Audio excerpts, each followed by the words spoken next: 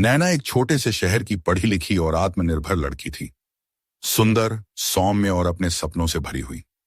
Delhi university से पत्रकारिता की पढ़ाई पूरी करने के बाद वो एक प्रतिष्ठित न्यूज चैनल में एंकर बन गई थी।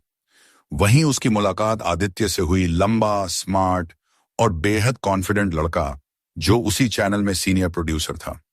पहली नजर में ही दोनों एक दूसरे की ओर खिंच गए। शुरुआत में कुछ महीनों तक सिर्फ हाय हेलो, फिर चाय पर बातें, और धीरे धीरे वो एक दूसरे के बिना दिन की कल्पना नहीं कर पाते थे। मुझे नहीं पता क्यों, लेकिन तुम्हारे साथ होने से मुझे सुकून मिलता है नैना, आदित्य ने एक दिन कहा। शायद इसीलिए तो इसे प्यार कहते हैं, नैना ने मुस्कुराते हुए जवाब दिया। उनकी मुलाकातें अब सिर्फ ऑफिस तक सीमित नहीं रहीं। कभी कैफे, कभी पार्क, तो कभी आदित्य का फ्लैट। एक दिन जब बारिश हो रही थी और नैना ऑफिस में देर तक रुकी थी, आदित्य ने उसे ड्रॉप करने का ऑफर दिया।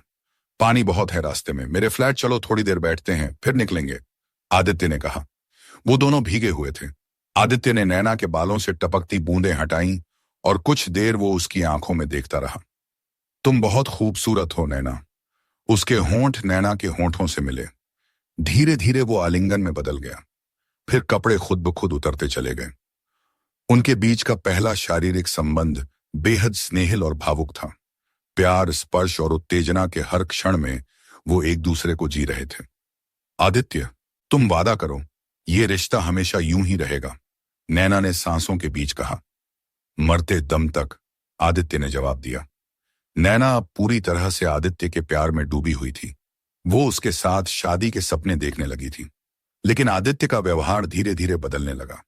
वो अब कॉल्स का जवाब देर से देता, मुलाकातें कम हो गईं और वो अक्सर बिजी होने का बहाना बनाने लगा। एक दिन नैना ने आदित्य के घर अचानक विजिट किया और जो देखा, उसके पैरों तले जमीन खिसक गई। एक लड़की उसके फ्लैट में थी, उसी के कपड़े पहनकर आदित्य के साथ हंसते हुए। आदित्य, ये क्या है? नैना चीख पड़ी।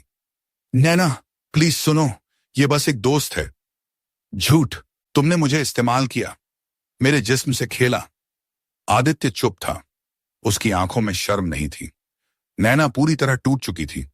उसने खुद को कमरे में बंद कर लिया, ऑफिस जाना बंद कर दिया, माँ बाप से झूठ बोला कि तबीयत ठीक नहीं है। रातें करवटों में कटती और आंखें हमेशा भीगी रहती। वो खुद को दोष देने लगी, क्या वो बहुत जल्दी यकीन कर बैठी? लेकिन एक दिन उसने आईने में खुद को देखा। वो लड़की जो कभी आत्मविश्वास की मिसाल थी, आज वो सिर्फ एक टूटी हुई छाया बन गई थी। नहीं, मैं कमजोर नहीं हूं, उसने खुद से कहा।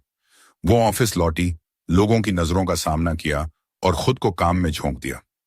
कुछ महीने बीते। नैना ने खुद को पूरी तरह संभाल लिया।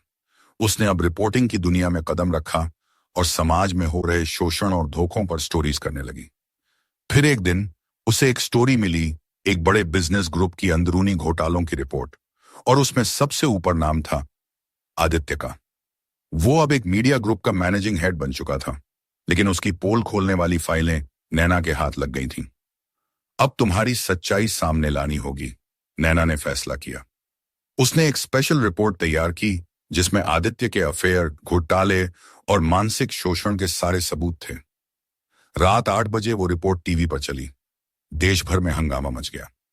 अगले दिन आदित्य के ऑफिस के बाहर मीडिया का जमावड़ा था। पुलिस उसे पूछताछ के लिए ले गई। चैनल ने उसे सस्पेंड कर दिया।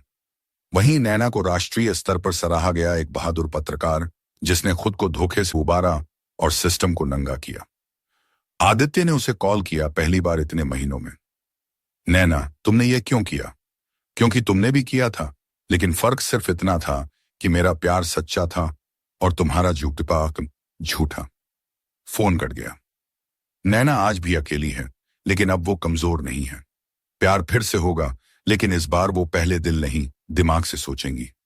और आदित्य, उसे आज भी लोगों की नजरें चुभती हैं और नैना की रिपोर्ट उसका पीछा करती है। कभी कभी जिंदगी हमें तोड़ती है ताकि हम खुद को फिर से मजबूत बनाकर जोत सकें।